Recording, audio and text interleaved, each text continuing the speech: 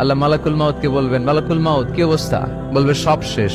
মাইয়াব্বা, কে বাকি? মালাকুল মাউত বলবে জিনেরা বাকি, যাদেরকে দেখা যায় না। আল্লাহ বলবেন জিনদেরকেও শেষ করে ফেলো, রুহু কবজ করো। মালাকুল মাউত আজরাইল জিনদের রুহু কবজ করবে। আল্লাহ এবার জিজ্ঞেস করবে, ইয়া মালাকাল মাউত আখবিরনি মাইয়াব্বা, এবার বলো আর কে বাকি? মালাকুল মাউত বলবে, আল্লাহ মানুষগুলো সব শেষ, জিনগুলাও শেষ, এবার বাকি ইবলিস শয়তান। কে বাকি?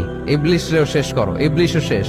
আল্লাহ আবার জিজ্ঞেস করবেন, ইয়া মালাকাল মাউতি মাইয়াব্বা, আর কে বেঁচে আছে বলো? মালাকুল মাউত বলবে, আল্লাহ আপনার কথা অনুযায়ী পৃথিবীর সব মানুষের রুহু কবজ করলাম, সব জিনদের রুহু কবজ করলাম, ইবলিসের রুহু কবজ করলাম, এখন আছে শুধু ফেরেশতা। আছে কারা? যাও ফেরেশতাদের রুহু কবজ করো। ফেরেশতাদের রুহু কবজ হয়ে যাবে। এবার আল্লাহ জিজ্ঞেস করবেন, ইয়া মালাকাল মাউত আখবিরনি মাইয়াব্বা।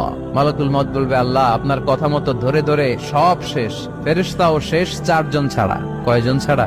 জোরে বলেন, কয়জন ছাড়া? ইসরাফিল, জিব্রাইল, মিকাইল,